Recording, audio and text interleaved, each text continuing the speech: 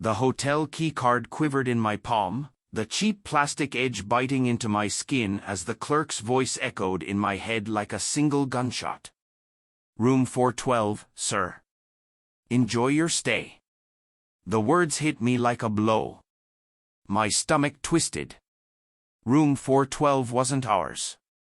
Ours was 614, the same room where Lena had kissed me goodbye that morning, soft and distracted, her suitcase already zipped for her business trip to Chicago. I'd watched her smile, promised to call after her big presentation, and believed her.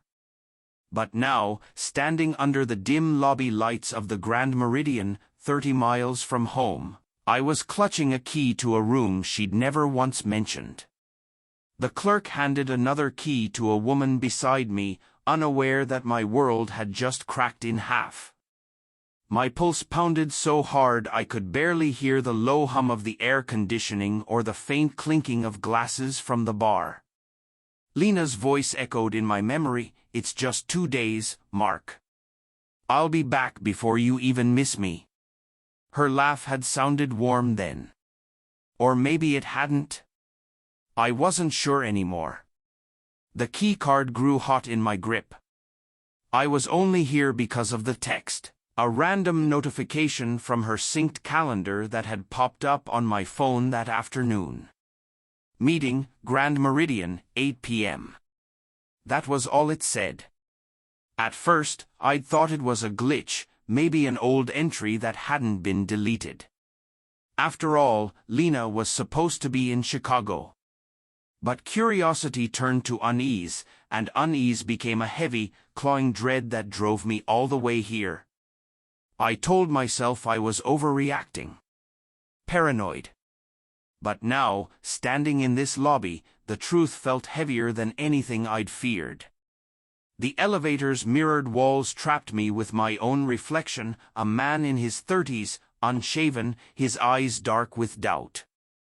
I wanted to believe there was a reason. Maybe Lena's meeting had been moved. Maybe she'd come back early. Maybe the clerk made a mistake. I ran my thumb along the key card's raised numbers, my excuses snapping one by one like brittle threads. The fourth-floor hallway reeked faintly of carpet cleaner and burnt coffee. Room 412 waited at the far end, identical to every other door, yet it loomed like a verdict. I hesitated, my heart hammering against my ribs. Every part of me screamed to leave, to drive home, to forget. But my hand moved anyway. The lock flashed green. The room was dim, a single lamp spilling a pool of golden light.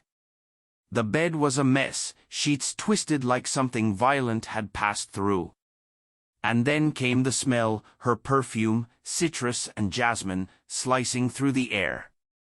My knees gave out for a moment, but I steadied myself against the doorframe. That's when I saw it, her navy blazer hanging over a chair. And beside it, a man's tie, deep crimson, unfamiliar, curled like a snake. "Mark." Her voice shattered the silence. Lena stood framed in the bathroom doorway, wrapped in a white hotel robe, her wet hair clinging to her shoulders. Her eyes went wide, not with guilt, but with raw panic. "What are you doing here?" I couldn't speak. My gaze shifted from the tie to her. "Business trip," I finally said, my voice shaking. "Chicago, right?" She froze. No words. Her hands clutched the robe tighter, knuckles pale. Then, from behind her, a man appeared, tall, broad-shouldered, shirt half unbuttoned. "Everything okay, babe?" he asked. "Babe?" The word detonated in my chest. My vision tunneled with white-hot rage. "Who the hell are you?" I barked, stepping forward. Lena lifted her hand as if to block me. "Mark, please," she pleaded, her voice cracking. "This isn't what you think." "Then what is it?" I shouted, every word shaking the walls. The man flinched, finally realizing who I was. You're supposed to be in Chicago, Lena. So why are you here, half-dressed, with him? She stepped closer, desperate. I didn't mean for this to happen. It was a mistake, Mark. I swear, I was going to tell you. When? I cut in. After you came home and lied again? My voice broke. My chest felt like it was splitting open. I wanted to hate her, to scream, to destroy everything in that room, but all I saw was the woman I'd loved for 6 years. The woman who'd laughed at my burnt pancakes, who'd held my hand at my father's funeral. How could she be this stranger? The man muttered something about leaving and slipped past me. Lena didn't stop him. The door shut behind him with a soft click that felt final.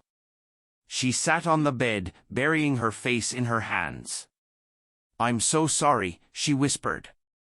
I didn't want to hurt you. Then why? My voice came out hollow. Why lie? Why him? She looked up, her face streaked with tears. It wasn't planned. It just happened. I felt trapped. Work's been draining me. You've been so distant lately. Always working late, always somewhere else. I felt invisible. Her words hit like needles. Distant. I'd been working late to save for a house. For us. I wanted to scream that truth at her, but guilt crept in instead. Had I pushed her away without knowing? So, you chose him? I asked softly. No, she said quickly, shaking her head. It wasn't about him. It was stupid. I thought I could feel something again. I was wrong. I wanted to believe her. God, I wanted to. But the tie on the chair, the scent in the air, the key card in my palm, they were anchors pulling me under. I trusted you, I whispered. I trusted us. She stood, reaching for me, but I stepped back. Her hand dropped. Mark, please. We can fix this. I love you. The word hit empty. Love, it sounded hollow now. I looked at her, searching for the woman I'd known, but all I saw was the lie. My grip tightened around the key card. Then, quietly, I tossed it onto the bed. It landed beside her, soft but final. I can't do this, I said, turning toward the door. My heart begged me to stay, but my body didn't listen.